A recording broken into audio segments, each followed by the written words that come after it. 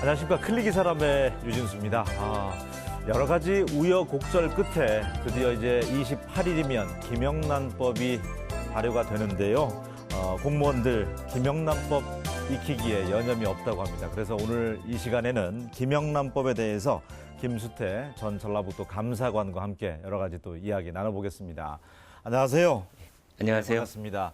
김영란법 이제 9월 28일 며칠 후면 이제 시행이 되는데 김영란법이 도대체 뭐냐 궁금해하는 분들을 위해서 먼저 설명을 좀 해주신다면요. 우선 쉽게 설명드리면 그 김영란법의 정식 명칭은 부정청탁 및 금품 등 수수의 금지에 관한 법률입니다. 네. 그러니까 말 그대로 부정청탁, 누구든지 공직자 등의 부정청탁을 금지하고 다음으로 이런 공직자 등의 금품 등을 주거나 주는 경우에는 그 처벌을 받을 수 있는 네. 그런 법률입니다. 네, 사람 이름이 붙어 있는 건 이제 국민권익위원장이자 또 대법관을 지낸 김영란 그 위원장님의 이름이 이제 제안을 했기 때문에 붙여져서 우리가 소위 김영란법이라고 하는데 제정 과정부터 좀 들어봤으면 좋겠습니다. 국민권익위원회에서 예. 2011년부터 이런 청탁금지법의 입법 작업을 시작했습니다. 그러다가 2013년 8월경에 정부 제안 입법으로 네. 부정 청탁 금지 및 공직자 이해충돌 방지법이라는 명칭으로 법을 제안했었는데요. 당시 국회에서도 이런 국회의원들이 이런 유사한 법률들을 그 제안하고 있어서 국회 심의 과정에서 일부 내용들이 수정 삭제되고 또 적용 대상자들이 확대돼서 현재의 명칭에 이르게 됐습니다. 네, 뭐 유예 기간을 좀 겪었으면 좋겠다. 여러 가지 또 말도 많았고 첨예했었는데 어쨌든 28일 날부터 이제 시행이 되는데 그러다 보니까 요즘 공무원들도 또 기업체에서도 변호사님들 또 초빙해서 또 강사들 모셔서 여러 가지 특강을 듣고 있다고 해요. 예, 이 법이 우선 그 공직자 등에게 부정 청탁을 금지하고 예. 금품 수수를 금지하고 있지만 여기에 대한 부정 청탁을 하거나 그다음에 금품을 주는 사람도 처벌하는 규정이기 때문에 여기에 대상자들이 신규로 들어온 언론사나 그다음에 사립학교 교원들도 있고 이러한 업체들과 관련된 일을 하는 협회나 이런 데서도 이 본법의 적용 대상을 받기 때문에 이런 것들을 미리 사전에 알고 방지하기 위해서 뭐 대형 로펌 변호사나 아니면 국민권익위원회 강사들을 네. 통해서 강의를 많이 수강하고 있는 걸로 알고 있습니다. 얼마 전에 이제 뉴스 보니까 또 전주 상공회의소에서도 또 특강을 한번 가졌던데 언론사도 이제 해당이 된다고 하잖아요. 예. 또 교육계도 들어있고 예. 사립학교 적용 대상 범위를 좀 다시 한번 짚어주셨으면 좋겠어요. 국회의원도 들어갑니까? 예. 예. 우선 크게 세 가지로 분류할 수 있는데요. 예. 우선 공무원, 공직자, 공직 유관단체라고 해서 쉽게 말해서 우리나라 그 세금을 쓰는 단체, 그러니까 공무원뿐만 아니라 유관단체들까지 그게 첫 번째고요. 두 번째로 언론사, 사립학교, 교원, 그래서 민간인들도 들어가고요. 네. 또 세 번째로 공무수행 사인이라고 해서 일부 민간인이지만 각종 그 법령에서 규정된 위원회 위원으로 참석하거나 그 아니면 또 공직사회에서 심의나 평가에 참여하거나 공직 업무를 위탁받아서 하는 이런 민간인들도 모두 적용 대상에서 크게 세 가지로 볼 수 있습니다. 네. 그러니까 어떻게 보면 이 김영란법이라는 게 살면서 고민 좀 하고 살아라. 누가 쉽게 사주는 술, 밥, 또 선물 무턱대고 받지 말고 생각을 좀 했으면 좋겠다. 이런 의미가 내포되어 있는 걸로 저는 생각을 하고 있는데 방송국인 제가 이제 몸담고 있잖아요. 예를 좀 들어서 해당되는 분과 방송국에서도 해당이 안 되는 분들, 뭐 기자는 이제 확실하게 해당이 되고요. 예. 쉽게 설명드리면 저희가 네. 이제 언론사, 여기서 언론사는 방송, 신문, 인터넷 신문이나 모든 걸 포함하는데요. 이러한 그 언론사, 저희가 속해 있는 언론사로부터 월급을 받는다면 그러면 여기가 여기에 해당되는 언론인이라고 보시면 됩니다. 그러니까 프리랜서를 하는 작가들의 경우도 어떤 일정의 이제 페이를 받게 되면 해당이 됩니까, 그러면?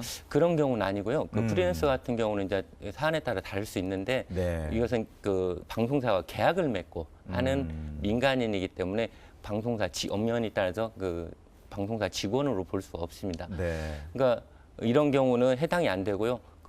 설령 그 방송국에 종사하는 뭐 이동 뭐 근로자들 있지 않습니까? 단순 노무에 종사하는 사람들도 방송국으로부터 근로계약을 체결하고 월급을 받으면 네. 이 공직자 등에 해당하고요. 네. 아니면 용역업체에 소속돼서 요즘은 그런 경우가 많은데 용역업체에 소속돼서 용역업체로 월급을 받고 용역업체하고 방송사하고 계약을 체결해서 하는 경우 이러한 사람들은 또 해당이 안 됩니다. 참 어렵습니다. 그 규정 자체가 꼼꼼히 살펴봐야 되는데 그 인터넷 파워블로거들은 맛집 찾아다니면서 이렇게 공짜로 무료로 음식 제공받기도 하고 또 이렇게 써줘야 되니까 칼럼을 그런 경우는 어떻게 돼요? 그런 분들은 그 식사 대접을 받게 되는데 인터넷 블로거 같은 경우는 물론 이제 인터넷상에서 뭐 여론 형성에 많이 주도적으로 하고 있고 그러지만 이런 분들은 어디 언론사에 소속돼 있는 것도 아니고 네. 언론사로 월급을 받는 것도 아니기 때문에 그 언론인에 해당되지 않습니다. 그렇기 때문에 뭐 이 본법의 적용 대상은 아닙니다.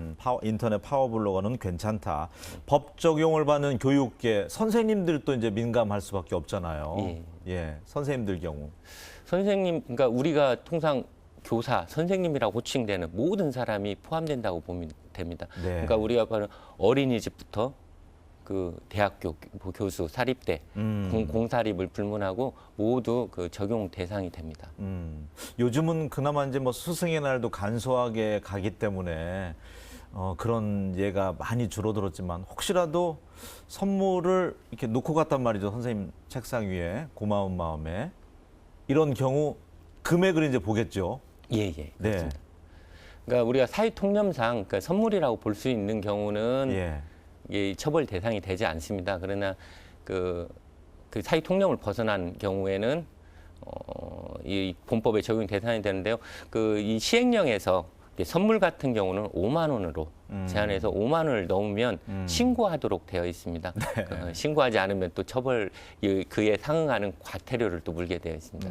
식사 같은 경우는 어떤 청탁의 의도가 없어도 해당이 됩니까? 그러니까 여기서 이제 중요한 것은요. 우선 직무 관련자, 그냥 친구 간에 그리고 뭐 이런 뭐 고향 친구든 사회 친구든 뭐 친구 간에 이런 거 먹는 것은 아까 100만 원 이상만 넘지 않으면 괜찮은데요. 네. 직무 관련된 사람하고 먹는 경우는 식사 같은 경우는 3만 원. 근데 이제 선물 같은 경우 거기서 선물을 또 5만 원짜리 받았다. 그러면 이걸 합산을 하게 돼 있습니다. 네. 그래서 5만 원을 넘어가게 되면 토탈 금액이 5만 원을 넘어가게 되면 이것도 제재의 대상이 됩니다. 그러니까 식사가 3만 원이고 5만 원이 선물이고 10만 원이 이제 경조사비인데 예. 3만 원 미만을 먹고 5만 원 선물을 받으면 8만 원은 괜찮지 않을까요? 그냥 드는 생각이. 예, 합산하도록 되어 있고요. 시행령에 보면 그 선물 등으로 해서 식사와 선물을 같이 받는 경우는 선물 상한액을 그러니까 5만 원을 넘지 못하도록 되어 있습니다. 그렇게 선물 상한액을 정해서 예. 흔히 생각하면 밥하고 선물하고 해서 8만 원일 것 같지만 선물 상한액을 해서 5만 원을 넘으면 안 되는군요. 예. 네. 또 예컨대 경조사비 같은 경우도 마찬가지인데요. 그러니까 예. 우리가 경조사 부의하고 또 뭐 조화를 보내는 경우가 있는데 이 금액을 합산해서 10만 원이 넘게 되면 이것도 제재의 대상이 됩니다. 그러니까 미국의 사례를 들어서 제 주변에 있는 분은 5만 원짜리 밥을 먹을 수도 있잖아요. 먹고 싶어서. 그럴 경우 2만 원을 내가 부담한다. 3만 원만 대접을 받고 이런 경우는 미국 사례가 참 좀 합리적이다 이런 얘기를 한 경우가 있던데 맞는지 모르겠습니다. 그러니까 아직 뭐 그런 부분에 대해서 우리가 네. 아직 지금 이제 이 법이 시행 전 단계에 있기 때문에 명확하게 그 말씀을 못 드리는데 네. 우선 그러니까 그 제한 금액이 식사 같은 경우 음식물 같은 경우 3만 원을 넘지 않도록 지키도록. 되어 있기 때문에 이런 경우는 어떻게 해석해야 할지 아직 우리 선례가 없기 때문에 그 부분에 대해서는 좀 나중에 추이를 지켜봐야 할 것 같습니다. 우리 전라북도도 최소 6만 명 정도가 이 법에 지금 해당이 된다면서요. 김영란법에. 예, 그 뭐 말씀드렸다시피 아까 공직자, 그다음에 공직 유관단체, 사립학교 교원, 아까 거기에는 뭐 유치원 교사들까지 다 포함해서 그다음에 언론사 그리고 그 배우자들 그래서 한 6만 명 정도 되는 걸로 저도 알고 있는데요. 그 외에 이 법은 근데 네. 그 직접 적용 대상자가 6만 명이지 아까 말했던 이런 사람들에게 부정한 청탁을 하거나 금품을 수수하면 청탁을 한 사람도 그 금품을 준 사람도 처벌을 받기 때문에 사실 온 국민이 적용 대상자로 보시면 됩니다. 네. 이미 우리 김수태 변호사께서는 이제 전라북도 전 그 감사관을 하면서부터 공무원 어떤 청렴이라든지 이런 부분에 대해서 신경을 많이 썼을 거 아니에요. 예, 그 뭐 제가 전라북도 감사원을 근무하면서 저희 업무 중에 그러니까 중요한 업무 중에 하나가 전라북도 청렴 정책을 그러니까 공무원이 청렴하고 네. 공정하고 투명한 공직사회 조성하는 게 제 업무 중에 큰 업무 중에 하나였습니다. 그러다 보니까 이제 이번 김영란법이 누구보다도 더 가슴에 와닿을 거라는 생각이 드는데 금품 등의 그 수수 금지에 대해서 좀 더 구체적으로 좀 설명을 덧붙여 주시면 좋을 것 같아요. 그 금품 수수에 대해서 보면 우선 그러니까 종래 뇌물죄 같은 경우는 그 직무 관련성이 있는 경우에만 그 뇌물죄가 적용을 받기 때문에 직무 관련성 없이 예컨대 그 고위 공직자들을 관리하는 언제 어떤 일이 있을지 몰라요. 그런 사람들이 뭐 평소에 직무 관련성 없이도 금품을 받고 그러다 보니까 공직사회가 좀 부패하고 신뢰를 저해하는 요인들이 굉장히 많았습니다. 그러면서도 뇌물죄로 처벌하지 못하다 보니까 예. 이번 김영란법에서는 동일이론부터 1회 한도 100만 원만 받으면 그리고 연 회계연도로 계산해서 합계액 300만 원을 넘게 되면 직무 관련성이 있든 없든 네. 그 공직자나 준 사람이나 받은 사람 모두 그 징역형에 처할 수 있도록 되어 있습니다. 네. 저도 오늘 이 김영란법 이것이 궁금하다 준비하면서 인터넷도 참고하고 여러 가지 것들을 이제 모아봐서 공부를 좀 배경 지식을 쌓고 왔음에도 불구하고 좀 어려운 내용들이 많이 들어있던데요. 아직 이제 몸에 안 배어서 그런 부분도 있겠지만 추석 명절이 이제 28일을 다행히 앞서서 지나가 버렸지만 명절에 어떤 고가의 선물 같은 것들이 이제 택배나 퀵으로 또 배달 경우 되는 경우가 있잖아요. 이런 경우는 또 어떻게 해당해야 되는지. 이런 경우도 마찬가지로 자기가 적극적으로 수령은 하지 않았지만 예. 받은 거기 때문에 이걸 반환하지 않으면 반환하지 않으면 똑같이 받은 것이 되기 때문에 처벌 대상이고요. 만약에 그 발신자가 불명확하거나 반송할 수 없는 그러니까 상하는 물건이나 이런 것들 뭐 예컨대 뭐 생선류나 이런 것들은 그 관계 기관의 자기 소속 기관의 장에게 인도해서 신고하고 인도하도록 되어 있습니다. 그러니까 확실하게 내가 반송을 하겠다는 의지를 보여줘야 되는군요. 예, 그렇습니다. 공무원들이 또 외부에서 강의 특강 같은 것도 요청이 올 수 있잖아요. 이런 경우도 제한적입니까? 예. 그 종래에 그러니까 관련 이해관계 협회나 업체로부터 강의비 명목으로 사실 뭔가 고가의 강의료를 지급함으로써 이런 뇌물죄를 사실 이렇게 조금 벗어나는 그런 것들이 편법적으로 있다 보니까 종래 공무원 행동강령에서도 이런 강의료를 그러니까 공무원들이 공직자 등이 강의료를 상한액을 제한하고 있는데 이번 이 법에서도 이 규정을 그대로 받아들여서 장관 같은 경우는 50만 원의 상한을 넘지 못하고 그래서 직급별로 네. 그 상한액을 정하고 있고 만약에 그 상한액을 넘게 받으면 신고하도록 되어 있습니다.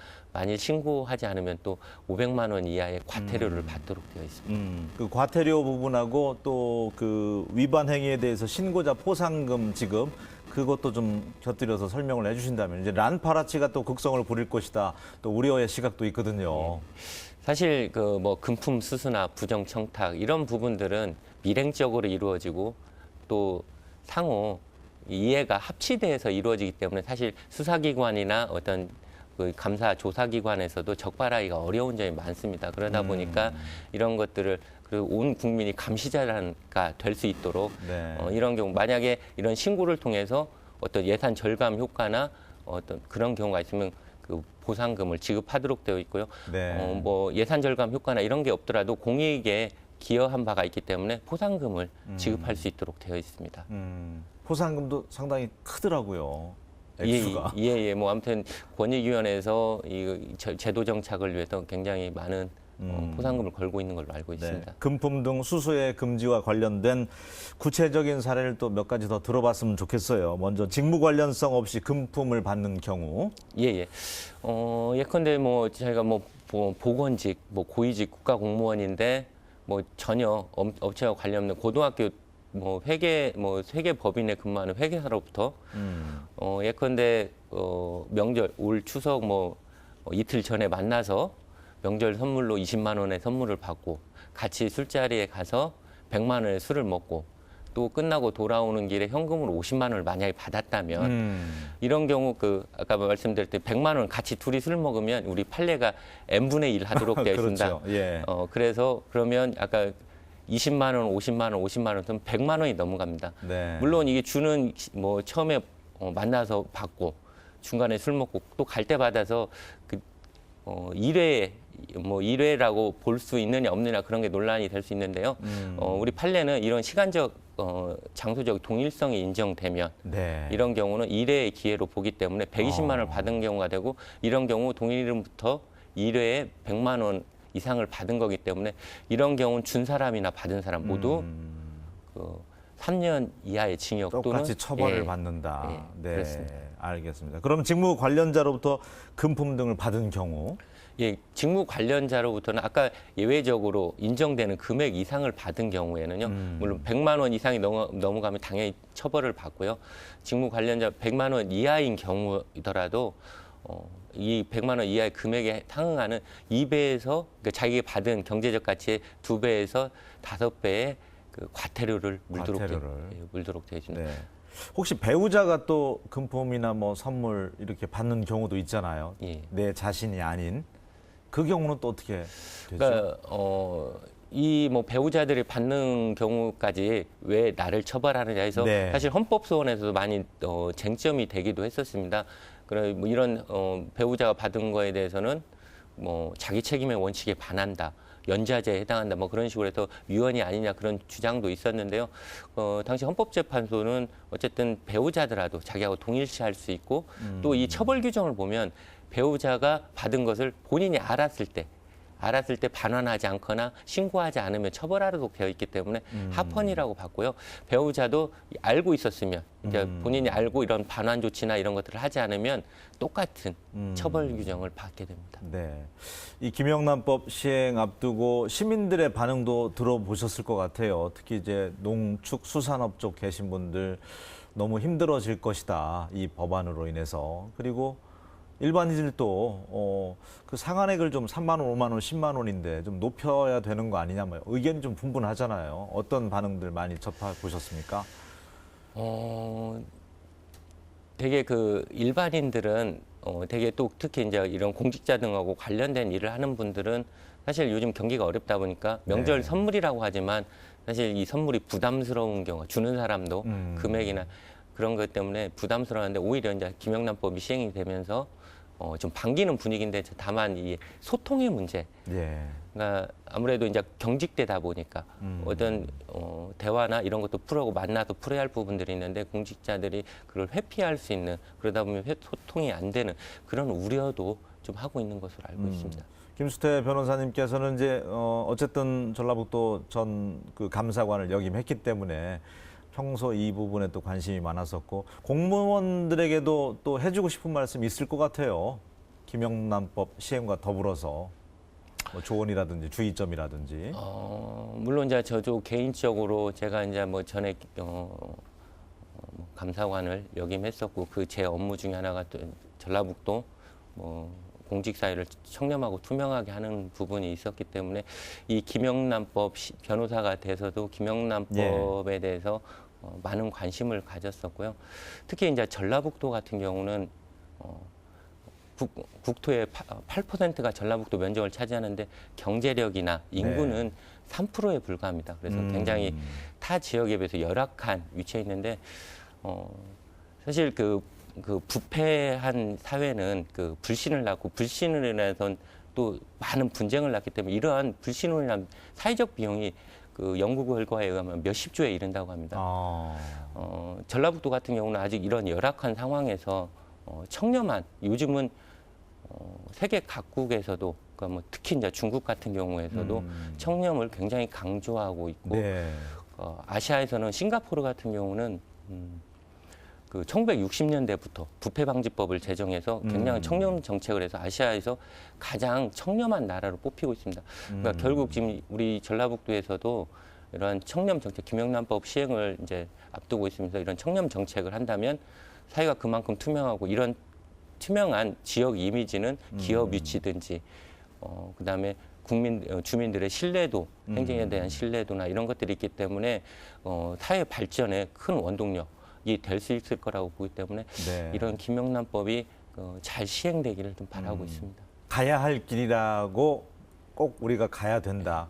멀지만 그런 말씀으로 또 이해를 하도록 하겠습니다. 예, 순조롭게 어쨌든 뭐 안착이 좀 돼서 우리 사회가 투명해질 수 있었으면 좋겠습니다. 사실은 오늘 1시간 정도는 해야지 그래도 조금 김영란법을 이해할 텐데 시간 관계상 수박 거달기식으로밖에 정보를 못 드린 것 같은데 다음 기회에 또 다시 한번 시간을 갖도록 하겠습니다. 오늘 함께해 주셔서 고맙습니다.